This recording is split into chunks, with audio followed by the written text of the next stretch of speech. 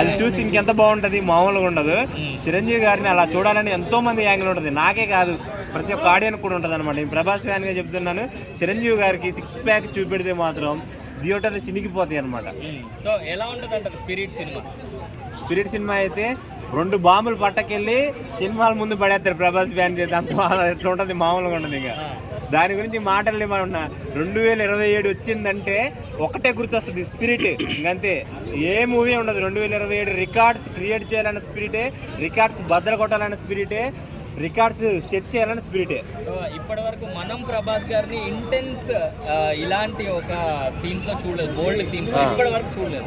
ఒక lover boy గా, family man గా, లేకపోతే ఒక మంచి ఎలివేషన్ సీన్స్ చూసాం కదా, మరి బోల్డ్ సీన్స్ యాక్సెప్ట్ చేస్తారు. 2026 వరకు ప్రభాస్ ఒక లెక్క, 2027 సందీప్ రెడ్డి దర్శకత్వంలో వస్తున్న స్పిరిట్ తోటి ఒక లెక్క అన్నట్టు ఉంటది. ప్రభాస్ అసలు ఇలాంటి క్యారెక్టర్ పడాలని ప్రభాస్ ఫ్యాన్స్ అందరూ ఎదురు చూస్తున్నారు. అలాంటి క్యారెక్టర్ పడింది. ఈ సినిమాకి ఏ సినిమా ఎదురవుతుందో మేము కూడా చూస్తాం అనమాట. ఇప్పుడు ఆల్రెడీ రాజేసాబ్ ట్రోల్ చేశారు కదా, స్పిరిట్ ట్రోల్ చేయండి నా కొడకల్లారు, చూసుకుందాం. ముందు ప్యాన్ ఇండియా స్టార్ రాజాసాబ్ వచ్చాడు. సో ఎందుకు సార్ అది అలా అయింది, ఎందుకు సార్ అంత రాజాసాబ్ రావడానికి కారణం ఏంటంటేనండి, అది ఏదో ఎస్టిమేషన్తో మంచి, ఎలాగంటే మనకి మంచి దాంతో వచ్చింది. ఎలాగంటే ఫ్యాన్స్ బాగా ఎడిక్ట్ అయ్యారు. డెఫినెట్గా షూర్ షాట్ బ్లాక్ బస్టర్ అన్న ఉద్దేశంతో ఆడియో ఫంక్షన్ లో మన మారుతి గారు చెప్పడం అనేది ప్రతి ఒక్క ఫ్యాన్స్ ని ఊరేగించింది.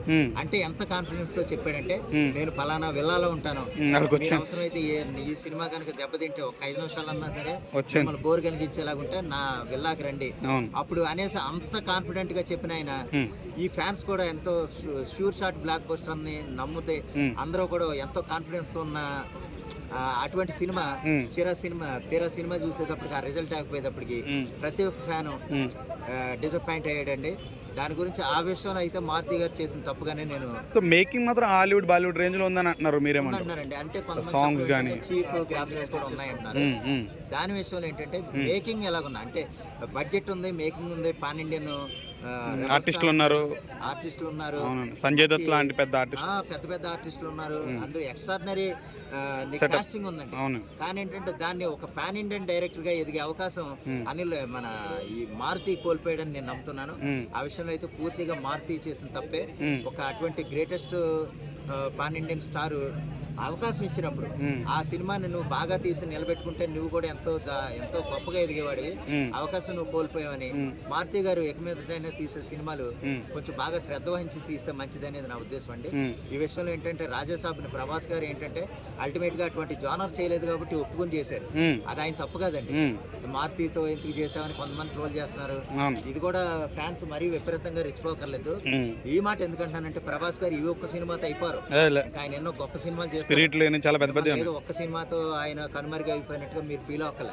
ఆయన ఇంకా మంచి సినిమాలు తీస్తారండి, గొప్ప సినిమాలు తీస్తారు. అప్పుడు కూడా ఫ్యాన్స్ అదే ఫ్యాన్స్ ఉంటారు. ఆ ఫ్యాన్స్ ఎంతో ఆనందంతో మళ్ళీ పాత ప్రభాస్ చూపించినా సరే ఎందుకు ఫ్యాన్స్ జీర్ణించుకోలేకపోయారు సార్? పాత ప్రభాస్ పాయింట్ ఆఫ్ వ్యూ కొన్ని ఏదైనా సరే స్టోరీ సెట్ కానప్పుడు మనం ఎవరిని తీసుకొచ్చినా వర్కౌట్, మనం చూసేటప్పుడు బోర్ కలిగిస్తున్నప్పుడు అది ఎటువంటి ప్రభాస్ ఎంత కష్టపడినా వన్ మ్యాన్ షో అయినా సరే పనిచేయదండి. ఎందుకంటే ఆయన భుజాలు ఆయన ఎంతవరకు చేయాలో చేయగలడు. కానీ ఏంటంటే సినిమాలోను, స్క్రీన్ ప్లేలోను, కథనంలోను లేదా డైరెక్షన్ లోను దమ్ము లేనప్పుడు మనం ఏం చేయలేం. అందువల్ల ఏంటంటే సినిమా ఆ విధంగా పోయి తమన్ పాయింట్ కూడా వర్కౌట్ అవ్వకపోయింది సార్. తమన్ మరీ వరస్ట్ అయిపోయింది. ఈ విషయంలో ఈ మాట ఎందుకు చెప్తున్నా అంటే, ప్రతి దానికి రొట్ట కొట్టుడు, ఏదో బాలకృష్ణ గారికి ఏదో చేసాడంటే అనుకోవచ్చు, ఏదో అఖండ లేపడని ఏ బొక్క ఉండదు.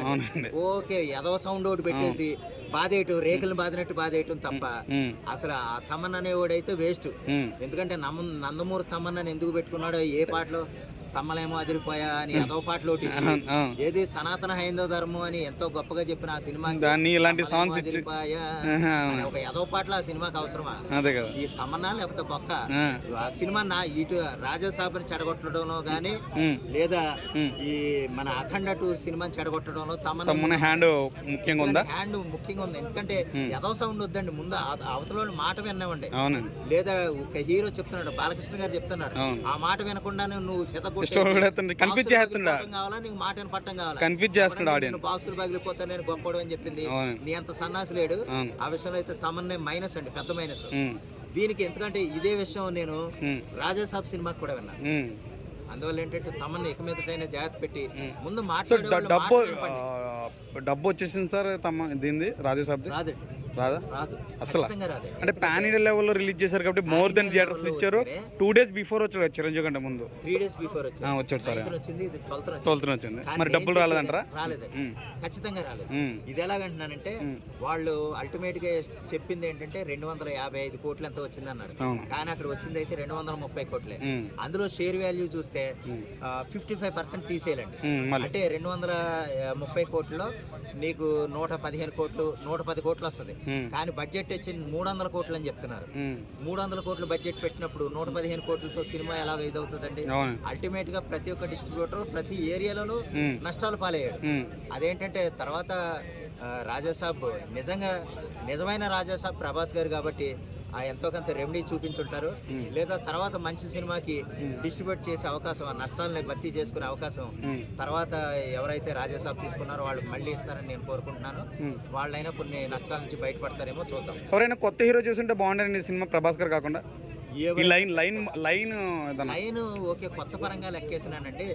ఎవరు చూసినా సరే ముందు ఎలా తీస్తున్నాడు, అతను డైలాగ్ ఎలా చెప్తున్నాడు, ఆ సినిమాకి ఆ డైలాగ్ ఏ విధంగా ఉపయోగపడుతుంది, సినిమా అసలు నిదానంగా వెళ్తుందా లేదా, ఒక గ్రాఫ్ ప్రకారం వెళ్తుందా లేదా, ఇది అబ్నార్మల్ గా ఉండి అది ప్రభాస్ గారే కాదు, ఇప్పుడు విజయ్ దేవరకొండ చేసిన లేకపోతే చివరికి సంపూర్ణేష్ బాబు చేసినా సరే లాజిక్ మెయిన్, తీసే విధానం మెయిన్ అండి. అదే సంపూర్ణేష్ బాబు తీసినా సరే 100 కోట్లు వస్తుంది. ఎందుకంటే అక్కడ కథనం బాగుండి, డైరెక్షన్ బాగుండి, మ్యూజిక్ అన్ని బాగుంది. సినిమా అల్టిమేట్ గా రిజల్టే మెయిన్ కాబట్టి హీరో సెకండరీ.